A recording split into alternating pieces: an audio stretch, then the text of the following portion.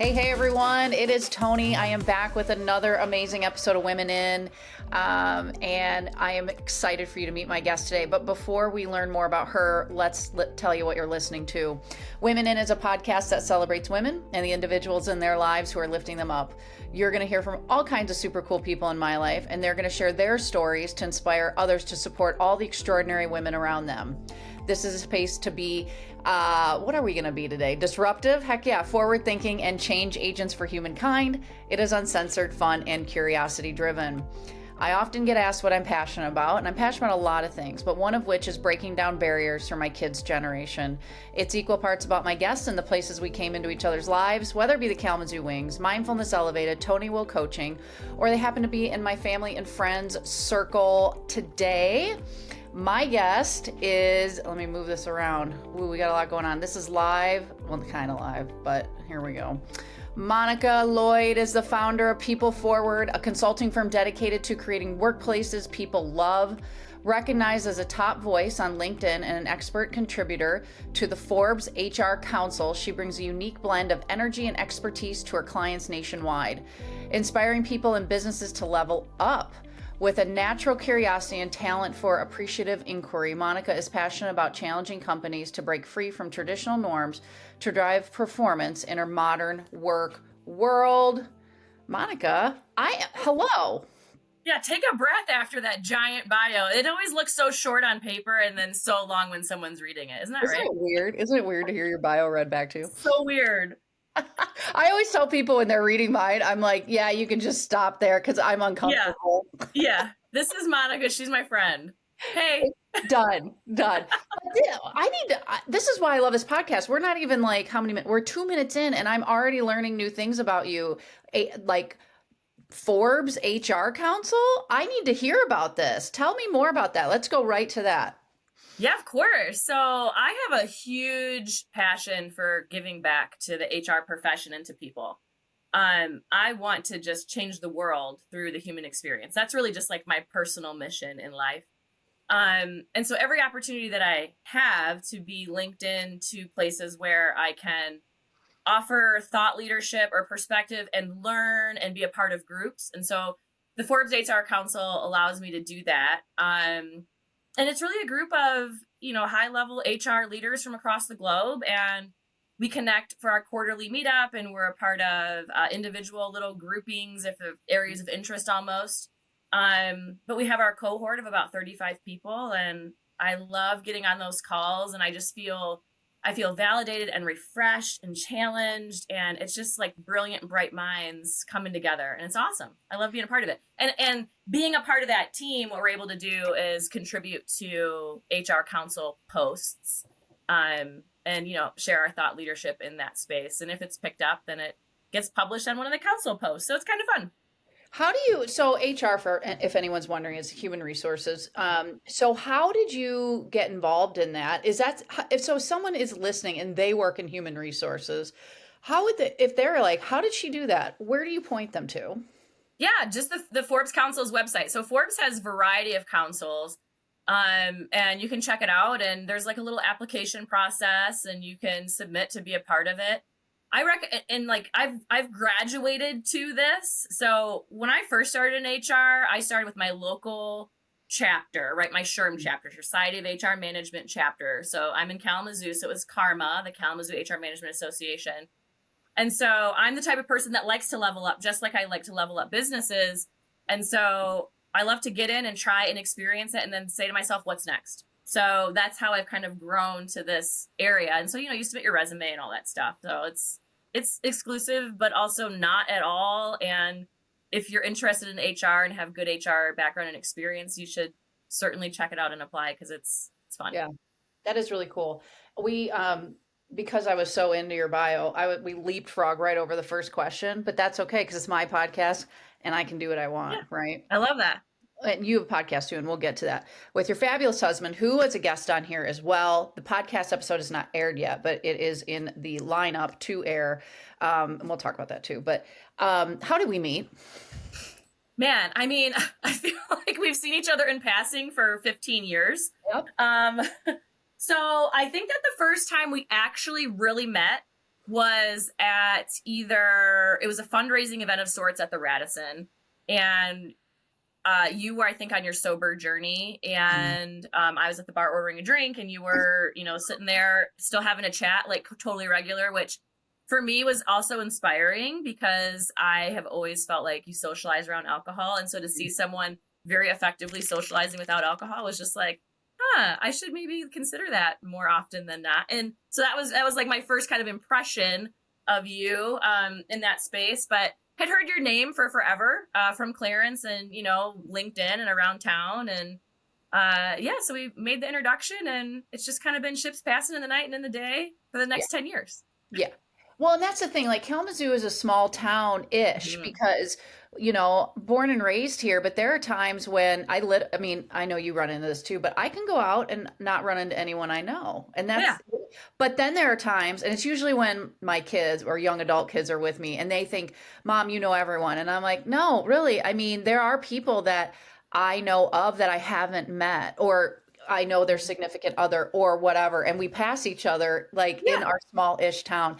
And our story is kind of like that. And seeing each other on social media, certainly, because you do a lot of great work there too. Like I just love what I love about you is that we're a lot alike, and like this is just who we are and putting our personality out there. Talk to me. And so I get asked this a lot. So I'm going to ask you the question I get asked a lot. Where does your confidence come from?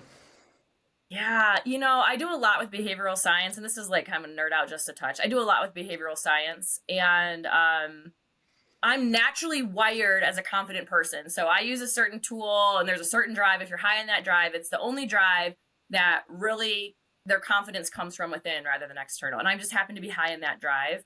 I think that if I were to take that all the way back though to my formative years, I had we were a gamer family. We played board games. We would foot race. It was just like, there was like competition always happening, right? It's like, I bet I can do this and you can't.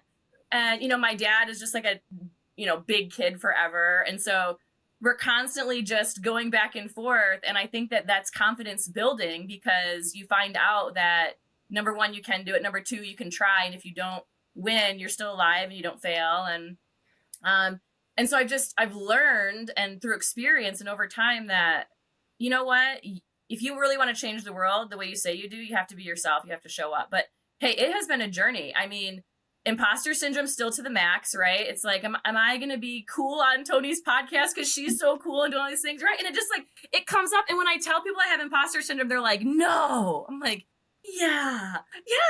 So I do too. I do too. Yeah.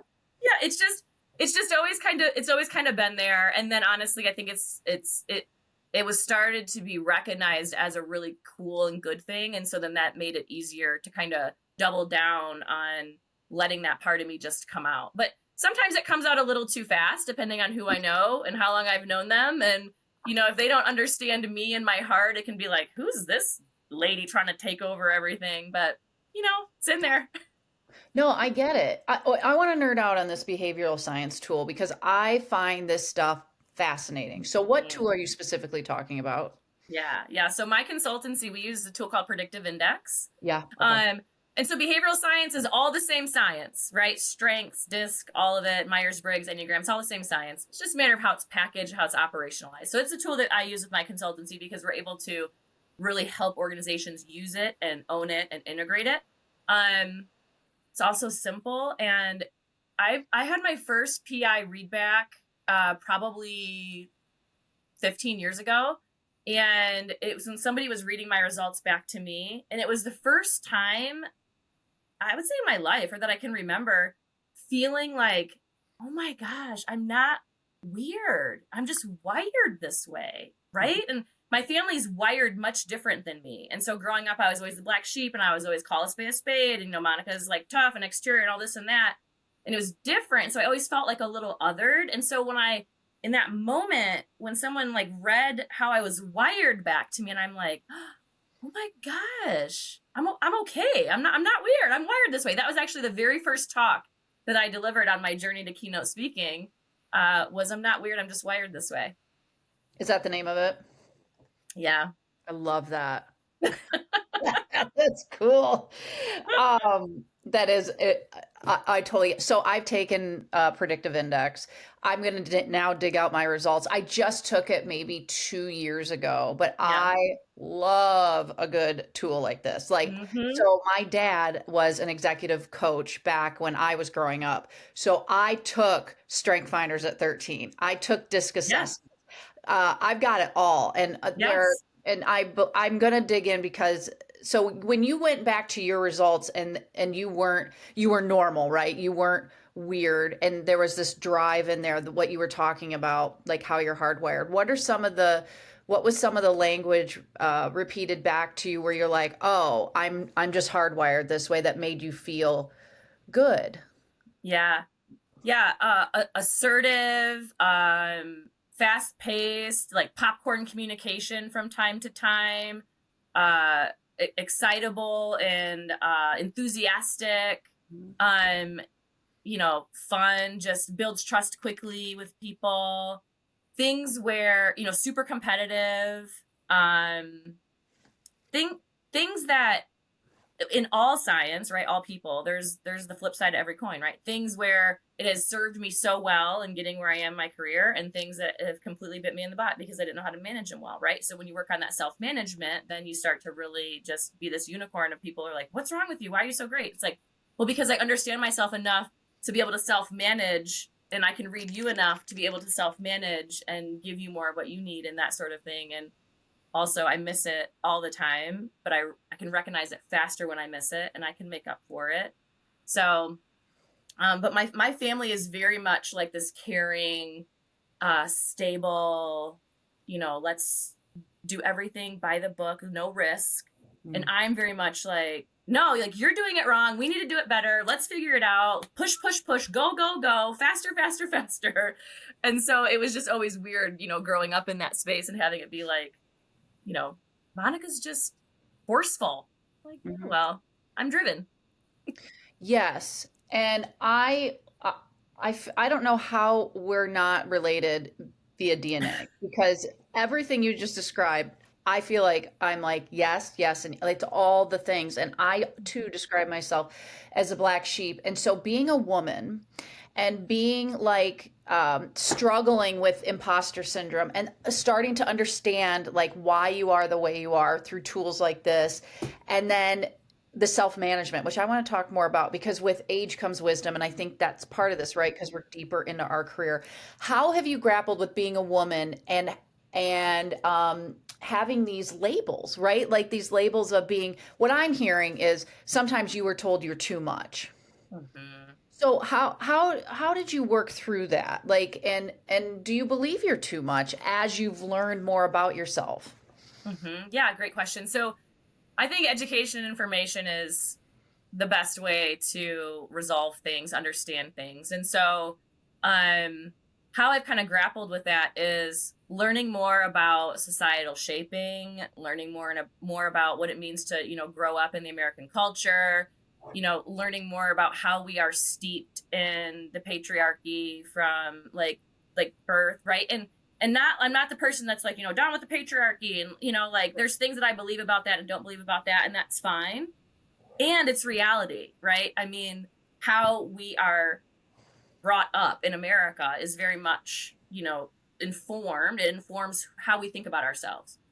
Um, and so with that, just as I'm learning more, I can start to reflect and kind of unpack some of that and then kind of look at it, right? And I have a podcast about that where it's like, like look at this cup, and you can look at it and you can say, this is a green cup, right? And it's like, yeah, well, it's also like says your magic on it. I'm from other side, right? And I didn't put this here as a prop, by the way. I'm drinking my coffee out of this cup. This is leftover like gross coffee from yesterday, but it just really worked with the story.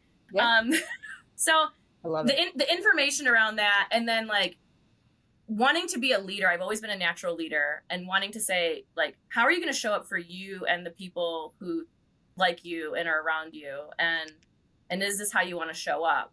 But then being able to name it to tame it, right? It is a societal norming. It does exist, and how you can start to kind of combat against that. So I think that's how I've grappled with it and still grapple with it. And I think that Yeah, I am too much. I do think that I'm too much for some people. Am I too much for me? No. Am I too much for my people? No. Not at all.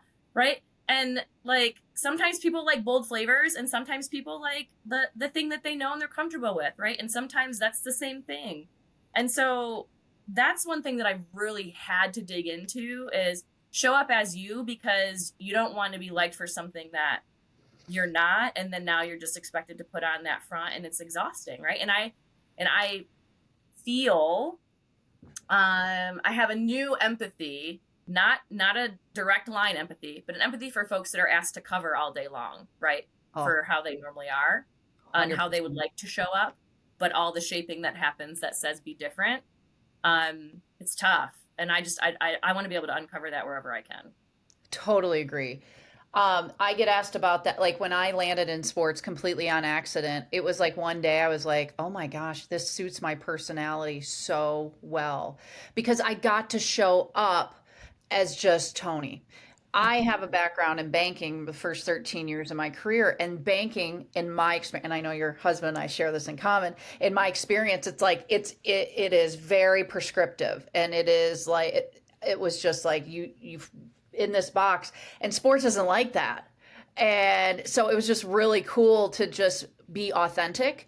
And that's one of the culture, in terms of the cultures I build, is like one of my core values is authenticity. So I get it. Like I love like my people. And you're right. We're not for everyone. Yeah.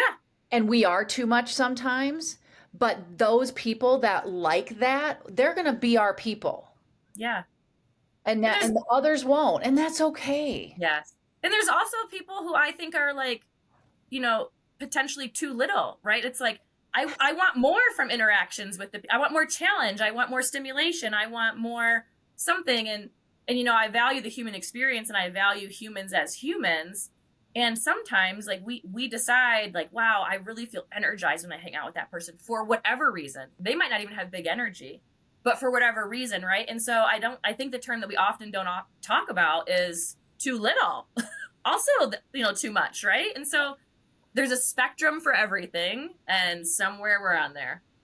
100%. I coach my clients, men or women, but particularly I see this with women, where women tend to minimize. And by that, I mean literally make themselves smaller, whether it is a seat they choose in a room where they're going into a meeting or how they show up wherever they're going. And I'm like, ladies, spread those peacock feathers.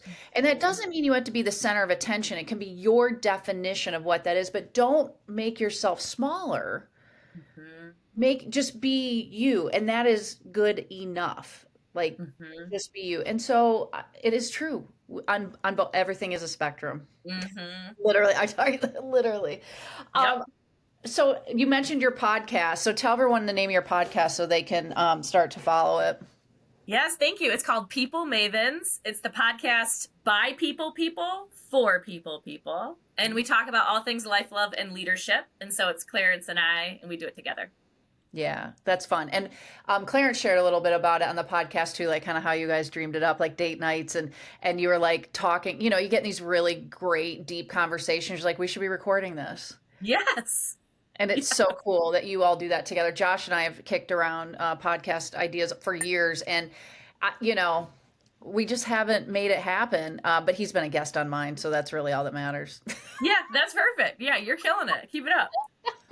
I want to go back to and ask you on the behavioral science tools. Do you have you done the Gallup Strength Finders? Yeah. Yep. Okay. So this is one I talk about a lot. So I haven't talked about this with anyone on my podcast. So I feel like because you are an expert in this space in human resources, off the top of your head, because I prepared you nothing for this. Do you know what your top 5 strengths are?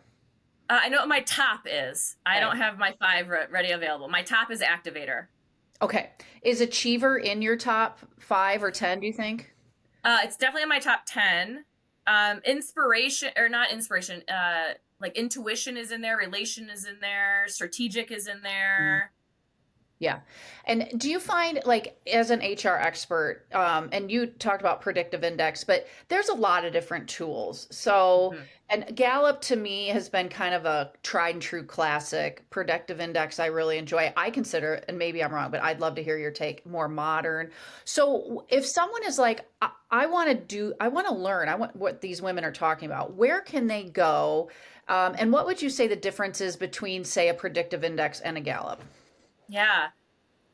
So let's start with what the difference is. So the science is all the same, right? So if you think about Gallup, they've got all the strengths, but then they have those strengths categorized into like execution, relationship, strategy, right? Same thing with DISC. You've got your DISC. You've got the 4 categories that actually go into the 32 strengths. You've got PI that measures 4 core drives. It's really looking at the 4 things, which are your level of like dominance, your level of influence, your level of patience and stability, and your level of discipline and execution. That's DISC, that's PI, that's how strengths is packaged. And so that's what the science is measuring. Now the tools themselves figure out how then do I package that out for the user to actually work with. And so that's where I do think that PI is more modern in a sense, because work is getting faster and busier, and people are asked continuously to do more with less, and to have something that can integrate quickly, that you can like pick up leverage, understand quickly, is really helpful. I've done them all, and I honestly love them all, and I gain something from every one of them. Because I don't think that you can be too self-aware, and I think that it's just like an onion. You understand yourself, and you read through a new assessment, and then you start to reflect and peel back a little bit more and understand maybe something that was daisy chained to something else, and so it all starts to make a difference, and it all continues to develop you as a person and a human. Now for the predictive index, if somebody wanted to learn more, get involved in that, they can check out my website, and there's a resources page. And they can just, shoot me a note that says, I want to take the assessment, and I'll send it to you to take it. And you can check it out. And I do these little 15-minute readbacks. I just help you understand what you're looking at. And then your, report is yours. And I think that spreading that good news of self-awareness, and you're not weird, you're just wired this way, is something that was so impactful in my life that I love sharing it with others. Yeah, what's the website address so people can? Oh yeah. It's peopleforward.us. Okay, so check that out. As I give talks wherever I go, one of the, depending on what topic I'm speaking on, I always am giving tools. So this is good because I can add your website to the list to point people in that direction, to say, go check this out, like, and take the 15-minute read back and learn more. So when you do that work, when you help people understand how they're hardwired, or you keynote speak, what other things are you doing in the people space, like, that you help businesses with? So what does some of your day-to-day work look like? Yeah. So I do a lot with, I would say almost like organizational psychology and just human psychology, mindset shifts, how we think about people and how that impacts how we behave to people, how that then impacts how people think about themselves, that impacts how those people behave. And then it's either a self-fulfilling prophecy to the positive, or it's a self-fulfilling prophecy to the negative. So picking those things out and helping executives start to see where they're misaligned in what they say they want versus what they're actually doing and how they're behaving. Um, Tons of leadership development training, prescriptive programs for organizations, and going in and being that partner to help develop their leaders. I don't think that leadership development is episodic, in that, you can go to a conference and it's cool. Most people don't have the discipline to take something from the conference and actually drive real behavior change with it, not because they don't want to and have the best intentions, but because our brains are hardwired for sameness. That helps save our energy, which helps save our lives. So, but breaking all of that down in organizations to help people really see how to drive real behavior change. And then honestly, just working directly with exec teams to create alignment. Misalignment is the cancer of organizations. And I will say this until I'm blue in the face.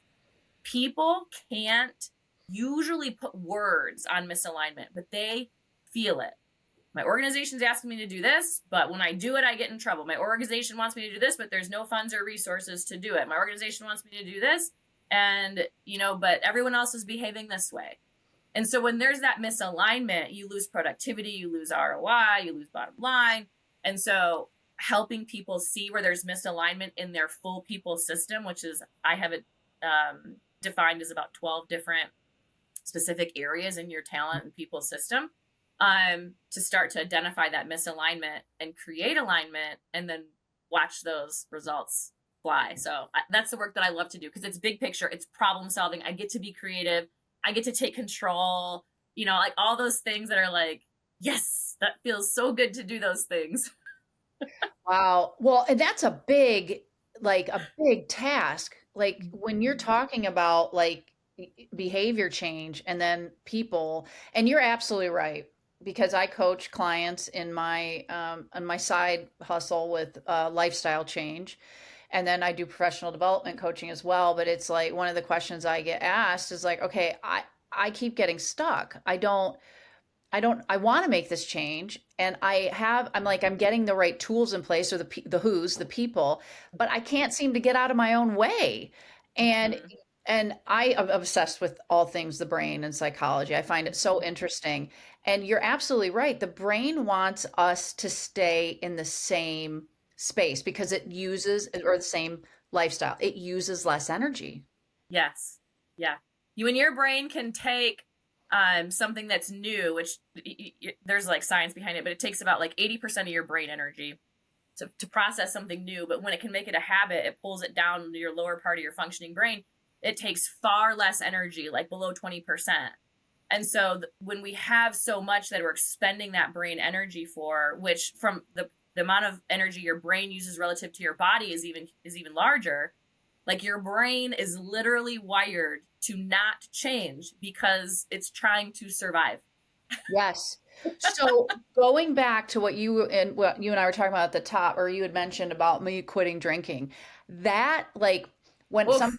whenever I talk about it, it is like it sounds like a gross simplification. Like, yeah, this year will be 5 years, but it was so much work. It was hard because it's not. And we're talking about self with the brain, but then there's like society and culture, right? And so to make a change like that, and that's just one example, is a Yes. huge undertaking. It is not a light switch where you're like, oh, the room's dark, I need to see, and I turn the light on. That is not how my story went.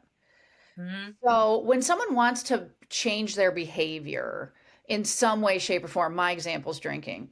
Where do people start in your opinion? Yeah.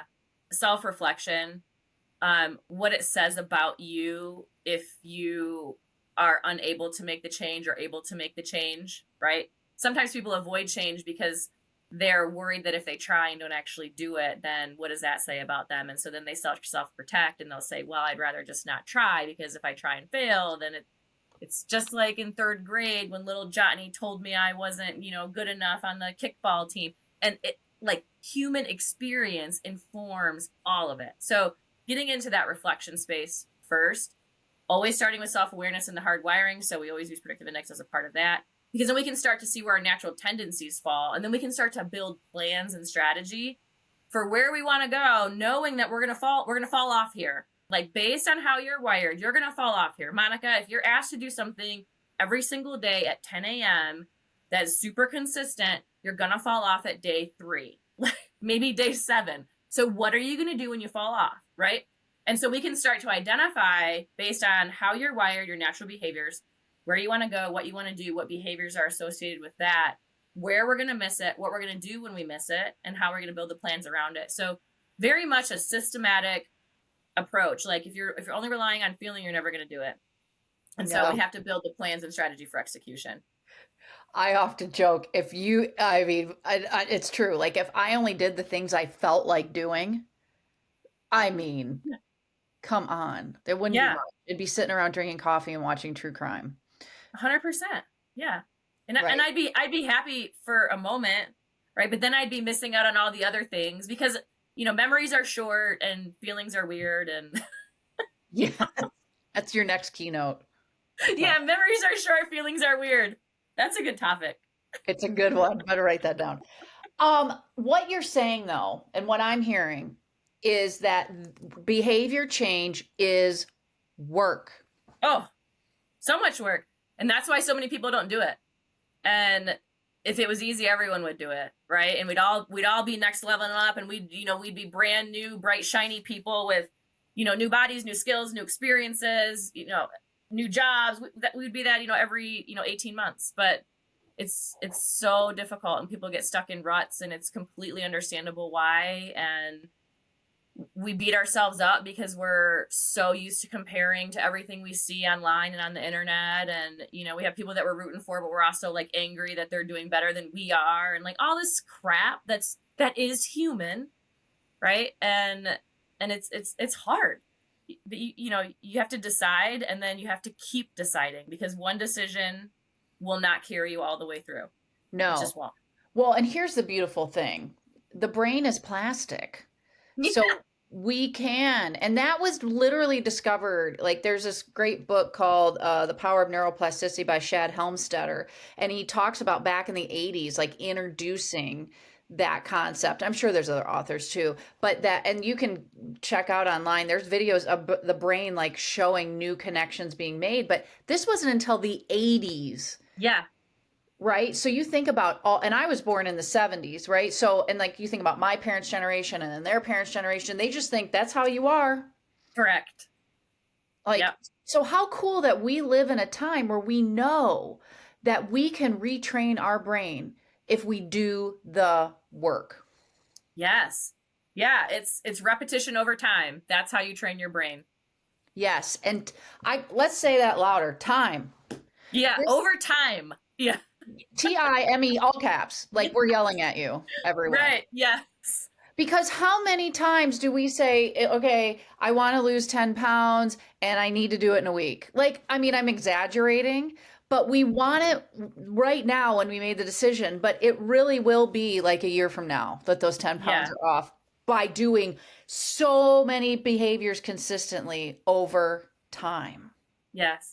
And it gets harder and harder because instant gratification becomes more normal and normal, right? Oh, yes. I mean, and anything you want in 24 hours, you can have it. And I mean, like any item, right? And then you can information, Google, Chat GPT, AI, like all of it. It's all getting faster and faster, more condensed and condensed. Yet, as humans, we are going to have to subscribe to the old adage of repetition over time is how you actually get what you want as a person. Yeah. So what do you say in this situation with behavior change when people want to give up? Like you said, you're going to get off track. So getting back on track, you're going to have to do that. And to me, that builds resiliency, right? So what do you say to people when they are going to go off and get, like, how do you keep people motivated? Yeah, certainly go back to the why, right? Certainly create space for the fall off to happen without judgment, because, we want people to continue to try. Also recognizing the person a little bit, like, how do you want me to support you, right? Because there's people who are wired when they fall off, they're already beating themselves up and they don't need a kick in the pants, right? What they need is someone to say, like, I believe in you. But there's other people that when they fall off, it's like, look, I believe in myself. I need you to say, like, girl, do you want this or not? Like, get your ass up and go and do the thing, right? And so, but like working with the person to say, how do you want it, right? And that's part of that self-awareness piece is I know how I'll give it naturally because it's how I want it. And in order for me to self-manage and speak to the person in front of me, coach, love, communicate, whatever, the way they want it, I have to self-manage, but I have to understand that about them first, because otherwise we go about thinking we're being effective because we're talking as if the other person is me, but they're not, they're them. So. Right. Let's talk about self-management. How do you define that? Yeah. Understanding your natural behaviors and making adjustments to better interact in the situation, whether it's with the individual in front of you or with the group that's in front of you. Okay. Understanding your natural tendencies and behaviors and making adjustments to better interact with the situation or person in front of you. Can you give me an example, like how you use that in your life? Oh, yes. Yes. So, my husband I am very risk tolerant. I'm big picture. I'm figure it out as we go. I make a mistake and learn where, like, oh, that was weird. Now we know, we'll just go this way, right? My husband, risk aversion, right? He doesn't necessarily love risk. He's much more logical, planned out, likes to collaborate, doesn't necessarily want to make a ton of mistakes because we're wasting time and mistakes don't feel good. And so what I do in this space, and what he does too, I would say, because he, he's with me, so I'm always talking about behavioral science. And he does too, but specifically for me, when it comes time to make a change of something, like we're gonna redo the patio in the backyard, and it's like, okay, so I'm just gonna have the people show up, and I'm gonna say, yeah, we'll just like come out to like right about here. What do you think? And like we'll go over here, but Clarence needs much more detail. And he also likes that collaboration. So asking him questions, right? Like that's something that I do, is I just try to ask him questions. And sometimes I'm more successful than other times, right? In my work, if I'm working with a CEO and I've got their, PI profile, and they're wired maybe similar to me, I have to self-manage myself down a little bit so that they can be the ones that are kind of taking control and leading it. So then we're not, going like this. Mm-hmm. And so just knowing the person in front of you, and then saying, okay, I'm going to take a step back for this CEO, and I'm going to ask more questions and create alignment and be more inquisitive than I might be in a group where you can see nothing's really happening. I need to take control, start organizing, making things move. It's really just adjusting your behaviors based on what's going on. Yeah. And this goes back to what you said earlier. My mind is name it to tame it. Because if you can put a label on self-management, there are times when I can relate to so much of this, where I get in the room with someone who is like energy, and then we're both like, we just keep going. Yes. And it's because we're feeding off one another, right? Yes. But one of us, we both can't be 12s. We like, yes, because it's like too much. Yes. Yeah. Yes. Yeah. But also to know, and like for you to have enough self-confidence and experience to know that you can dial down, and it doesn't mean anything about you that's negative, right? It doesn't mean that this person is better, bigger, more adapted, anything. It's just, you're able to recognize and actually be more effective to say, yes, I can dial this down, and that's cool. But some people have a reaction to that that's less than positive because, again, of what it says about who I am as a professional, as a person, as whatever. Yes. I have found, I didn't have a label for it, but now I do with self-management, because as I have been getting older and gaining more experience and wisdom and having successes and having failures, I've been able to understand who I am better and how to show up, and not in the easy stuff, but it's in the more challenging parts. Yeah. Because there are challenges in my day-to-day that, change is hard. So it's like, how do I collaborate? Because sometimes that doesn't come naturally to me, because I'm independent. I'm a leader, and I like to just go and make mistakes. I'm like you. I'm telling you, Clarence and Josh are exactly the same. Yeah. Poor guys. poor guys. Yeah. Very like, risk adverse. Yeah. It's amazing the things Josh sees that I just don't even pay attention to. Absolutely. Just details. Yes. It's like, yeah. Oh, I didn't even notice that. It's like, oh yeah, it's been there for 2 weeks. I'm like, oh, I'll fix it. Yeah. Sorry, fellas. Yeah. Sorry, not sorry. You're lucky to have us. Correct. They're so lucky to have us. You are 100%. And we're lucky to have them, right? And that is where, like, in teams, when you can, in any dyad, right? 2 people, even yourself, like, you're lucky to have yourself.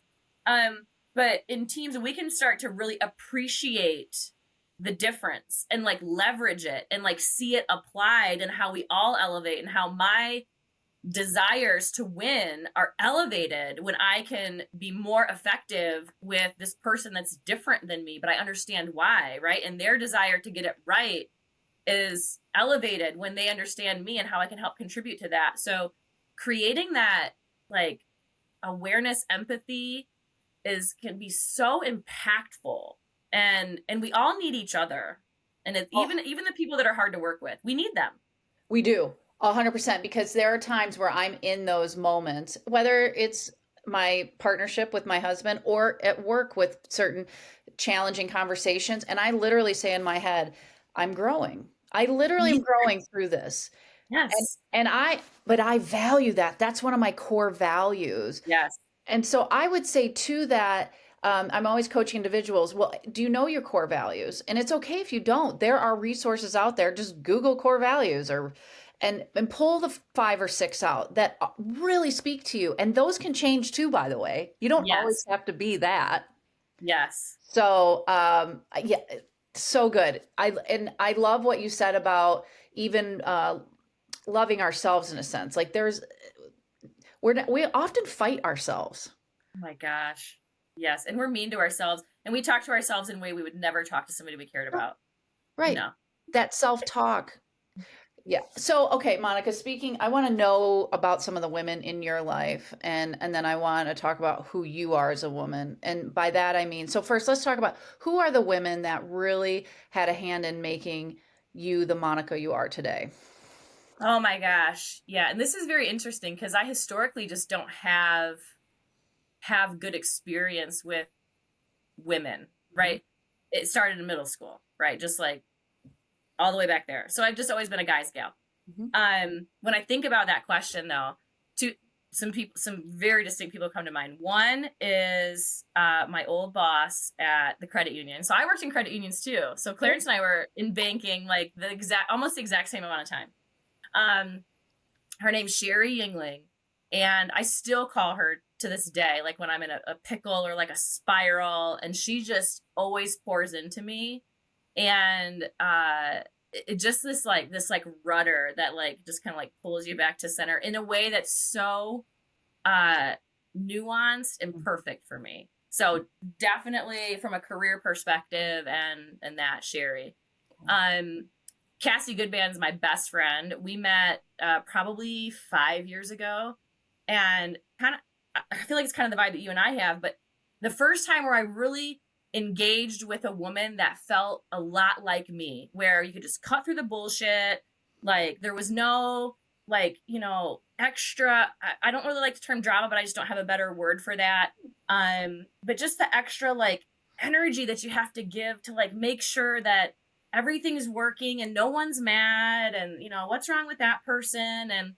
And so that our friendship has really just helped me been able to feel better being myself and knowing that I can still have good friends around that, right? And not having it be weird. And then certainly my mom and my sister. I mean, as much as it was like growing up, they have helped shape this like more caring side of me that I'm not very maternal by nature. I love people. And I will bulldoze people on accident, right? It's a part of how I'm wired. And so like being able to know that there's always a soft place to land and, kind of trial and error some of this self-management with that safe cushion of my mom and my sister, always been really, really helpful and very fortunate for. Yeah. What a great tribe of women. And here's the thing, I'm a little envious that you had some women in your professional life. And this is where this podcast started, was when I sat on a panel to speak. And one of the questions was, who are the women that mentored you? I didn't have any in my whole career. And I was like, wow. And I'm like, I got to change that. So I immediately went to work and I launched a podcast. I started a mentor-mentee program in sports in the league and continuing. I really believe in servant leadership and just, and for the next generation, right? For our kids' generation. And women in is meant to be inclusive. I have men on the podcast too. The word men is in women. And I'm not about excluding anyone. Listen, I love men. I've been married to 3 of them. Hello. Yeah. So, yeah. Perfect. And I have a son and a dad and all the things. So, okay, finish. So I named the podcast Women in ... because originally I was like, oh, I'll talk about sports. And I'm like, no, I want to talk about women in all things. So, and we have so many different identities. So how would you fill in those dots? Oh my gosh. like just want to clarify. So when you say like a part of like who I am, like my identity. Yeah, like, well, I'll tell you some answers I've gotten. Like, I had one Yeah. podcast guest, Women in Weird. I had one that said, Yeah. yeah, like, and then there's more traditional ones. Like I said, women in sports. Yeah.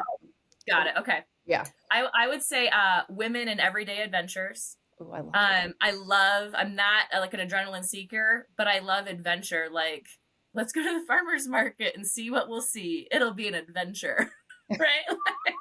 I was like, okay. Stuff like that, right? Yeah. So it's like, it's an adventure. I think women in fun. I used to be afraid to be the fun one because in banking, I had one of the executives say, like, I asked him, when you think of me, what do you think of? He's like, well, you're the fun one. And I was like, I don't want to just be the fun one. I want to be the strategic one and the smart one. Da, da, da. And fun meant that if I was fun, I wasn't other things to me then. Now it's different. So I'm saying that's part of my identity. It's one of my core values is to have fun.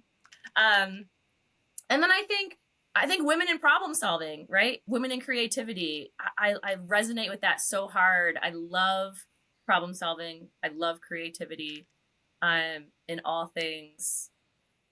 Yeah, I think Those are great those answers. Good ones for me. No one has given me any of those. That's awesome. Cool. Yeah. I mean, those are great. Okay, so we talked a lot about behavior change, and I would be remiss if I didn't ask you this question. What have you changed your mind about lately? I've changed my mind about pace of life. Yeah. I think that, this is what happens when something's deep inside me. It wells me up. No, it's okay. So, yeah. And I used to be afraid to like cry in front of people, but I'm to the point where it's like, I know that when I well up, it's because it matters. Mm-hmm. So thanks for your patience. Listen, I get that. I've been off and on crying for months. Yeah. The pace of life, right? I mean, I feel like my parents are getting older. Life is fleeting. Time goes by so fast. My kids are graduating.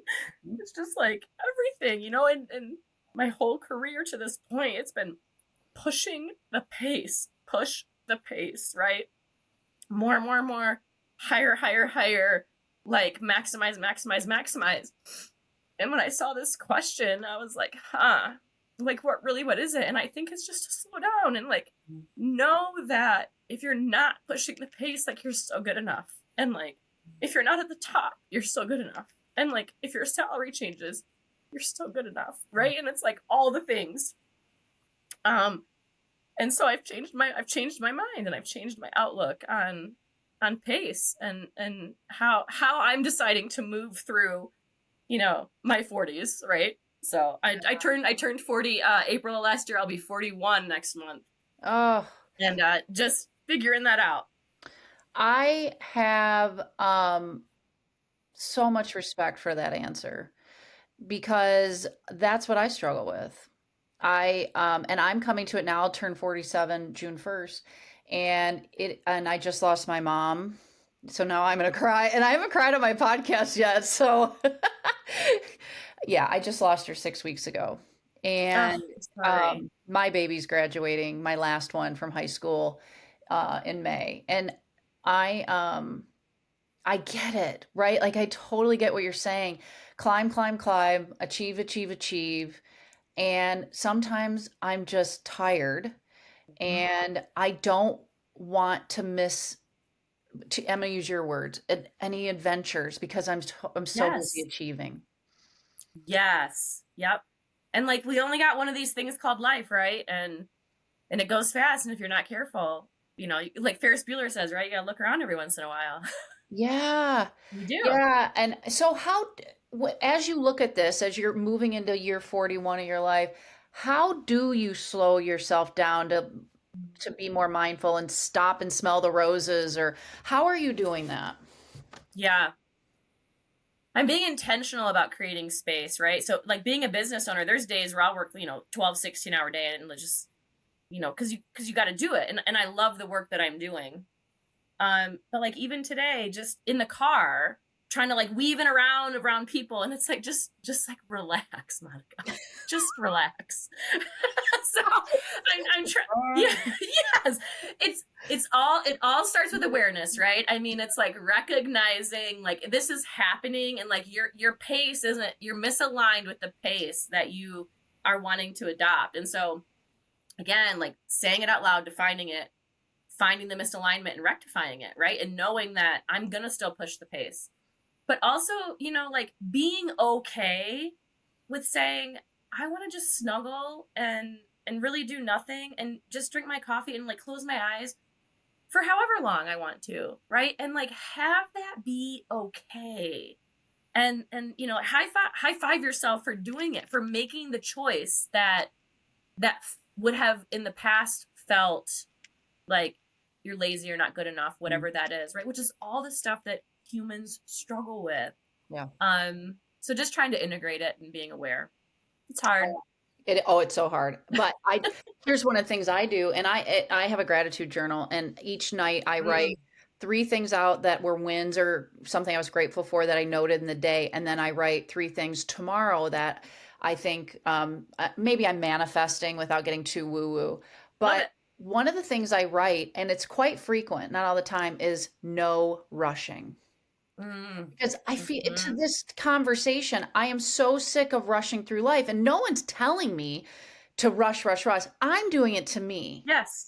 Yes. I'm doing it to me. So, and I am so very intentional about these things, and working on, and other things I have, like, there are certain things that just don't come naturally just because I want to do them.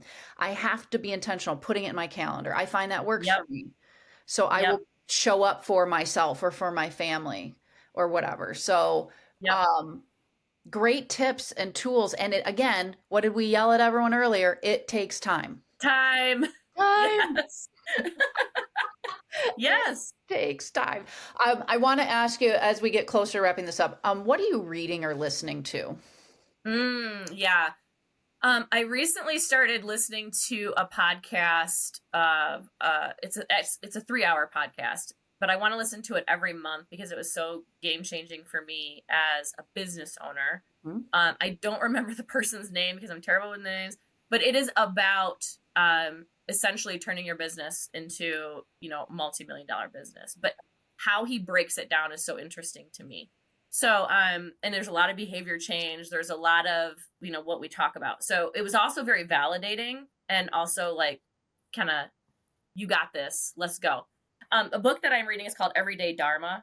And it talks about how when we're young, you know, we're more centered on the things that make us happy and where we want to focus our time. And then as we get in this like corporate hamster wheel, like we start spinning really fast and like, we pull through centrifugal force almost like further and further away from who we are and what makes us happy. And so it's about how to kind of get back to center, right? With who you are and what you love and why you love it. So, yeah.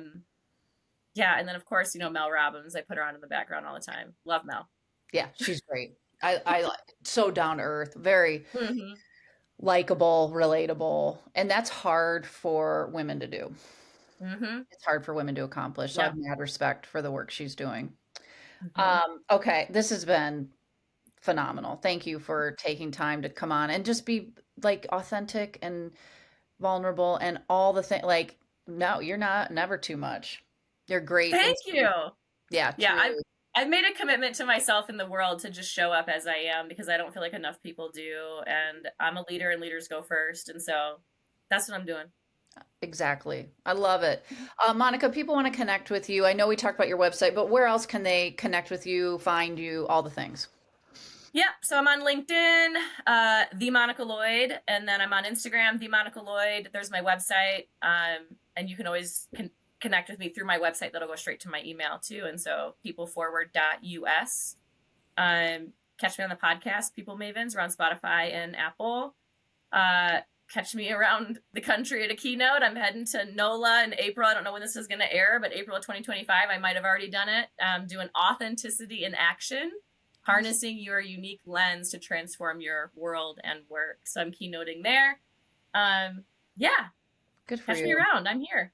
That's awesome. Congratulations on all the success and all the things you're doing. It's fun to watch, and we need to have coffee in, Yes. because we're recording this virtually, but Yeah. You're a whole vibe. I really appreciate what you're doing. I love your authenticity and what you bring to the space too. I think we need more of it. And congratulations on everything that you're doing. You're making a difference. thank you. Thank you. I hope so. I hope so. Because, girl, I'm tired some days. Yeah. Same. Go lay down. I'm gonna. I need a nap. I need a nap. All right. If you all want to find me, I'm not hard to find either. If you're intrigued about the hockey side of my life, kwings.com. If you're intrigued about the other side of my life, mindfulnesselevated.com or TonyWillCoaching.com. And then I'm on only 3 social media platforms. That's all I can handle. LinkedIn and Facebook at Tony Lentini Will, and Instagram at I'm Tony Will. And until next time.